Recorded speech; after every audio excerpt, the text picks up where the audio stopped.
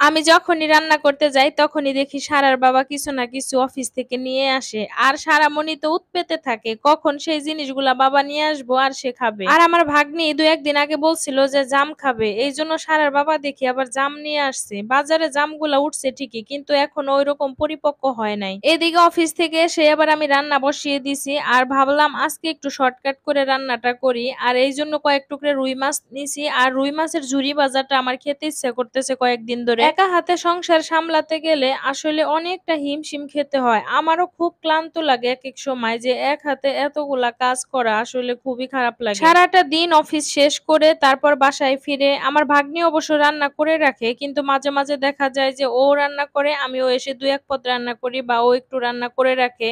আর আমি যদি সবগুলি রান্না করতাম তাহলে তো আমার অবস্থা একেবারেই খারাপ হয়ে যেত। দেখা যায় ও যদি ২ পদ রান্না করে আমি এসে ১ পদ রান্না করলাম তাহলেই কিন্তু হয়ে গেল। আমি সবসময় একটু কম কমই রান্না করি কারণ আমার অফিস থেকে আসতে আসতে দেখা যায় সন্ধ্যা লেগে যায়।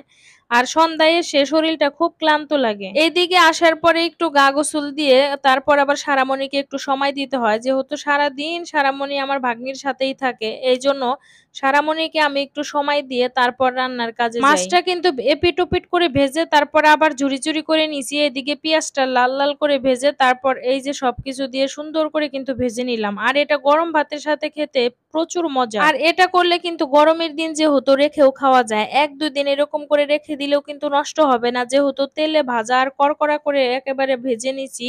এটা কিন্তু ঘরে রেখেও কিন্তু খাওয়া যাবে, কোনো সমস্যা নেই তাতে। এদিকে সারার বাবা জাম নিয়ে আসছে। কারণ আমার ভাগ্নি বলছিল ২-১ দিন আগে যে একটু জাম খাবে। পরে দেখি সারার বাবা তার পরের দিনই আবার জাম নিয়ে আসছে। আর বাজারে জাম উঠছে ঠিকই কিন্তু এখনো পর্যন্ত জামগুলা ওইরকম পরিপক্ক হয় নাই। কিন্তু টাকার জন্য মানুষ তো একেবারে ছোট ছোট জিনিসগুলো এখন বাজারে তুলে। সারার বাবারে তাই বলতেছি যে এই জামগুলা আমরা যখন এই যে গ্রামে ছিলাম তখন জাম গাছ ওই যে মানুষের বাড়িতে দেখতাম যে টুপ টুপ করে গাছের নিচ দিয়ে জাম পড়ে থাকতো। মানে এত বড় বড় জামগুলা মুখে দিলে মানে একেবারে রসে টসটসা। তাই বলতেছি কিন্তু এই বাজারের যে জামগুলা এগুলি ছোট ছোট কিন্তু খেতে অতটা যে স্বাদ তা না। এইজন্য ভাবলাম তাহলে একটু মাখিয়ে খাই।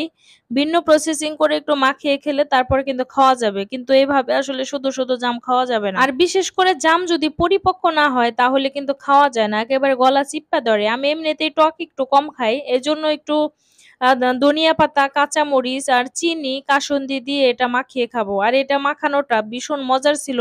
সবাই কিন্তু তারপর খেয়ে বলল যে আসলে সত্যি অনেক মজা হয়েছে। যেহেতু দিনের বেলায় বাসায় থাকা হয় না এইজন্য রাতেই খাই। এই যে মাখামাখির যে ব্যাপারটা আসলে আম মাখা হোক, বড়ই জাম যেকোনো কিছু এটা কিন্তু দিনের বেলায় রোদের মধ্যে খাইতেই বেশি ভালো লাগে।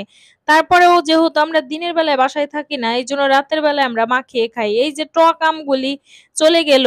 একদিনও দিনের বেলা একটু মাখিয়ে খেতে পারলাম না। অবশ্য অফিসে খাওয়া হয়েছে ২-১ দিন কিন্তু বাসায় দেখা যায় সেই রাতের বেলায় এই মাখামাখি জিনিসগুলা খাওয়া হয়। এদিকে জাম ভর্তা খাওয়ার জন্য সারামণি পিরিচ নিয়ে আসছে আর সবাইকে একটু একটু করে মাখিয়ে দিলাম আর সারামণিও খাচ্ছে।